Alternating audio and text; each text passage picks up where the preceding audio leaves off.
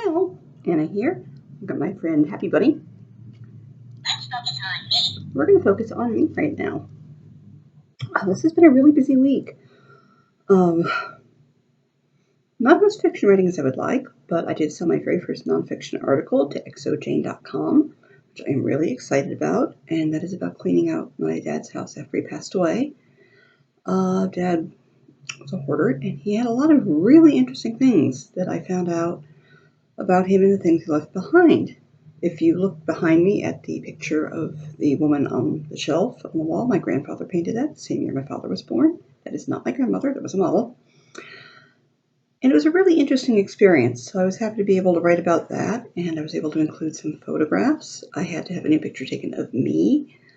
I used to hate myself in pictures, but then the first time I had to have an author picture that was new was last year when I was going to teach my From Fan Fiction to Fantastic Fiction course on savvy authors, and I needed a new picture for that. My friend Sue Ann Porter let me borrow her backyard and her dog and took pictures that turned out really, really well, and I'm still using those, but I needed to have a new one without background images in it. So that was kind of new for me, and that will be up on xojane.com when the article goes live, and I will let you guys know when that happens. Today I am stuck in my house because the city is pouring a new sidewalk in front of our house. My housemate Linda thinks we can get out. I don't see any way over the mound of gravel and cement, so I'm doing all my work from home today in my lovely office, which is something I'm able to do when the weather is cooler.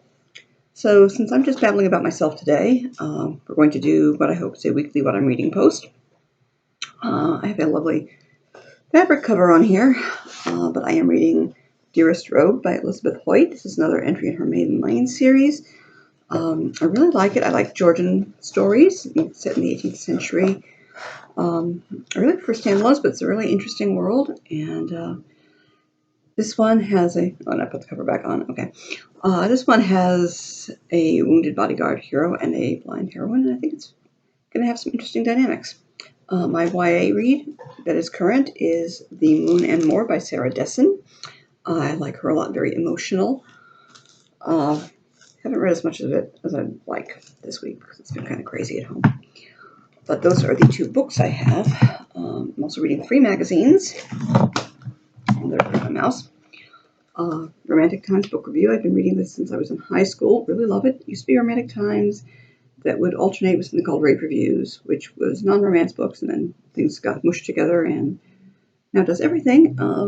I do not read J.R. Ward currently, but she's got a Cavalier King Charles Spaniel, and I love them. They're fuzzy doggies, and they come from the English Restoration, and I love them. So I probably will start. I'm reading Romance Writers Report, which is the RWA monthly magazine. An article in here on reclaiming quality, which is one of my personal foci, I think, this month, and I'm looking forward to that. And then 4 times a year I get really excited because art journaling comes out from Stampington, and they do some wonderful mixed media art that always gets me really inspired and excited, and I happen to have one of my art journals right here at hand.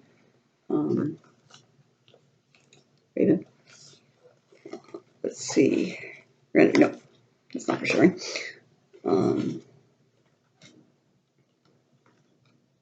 Random.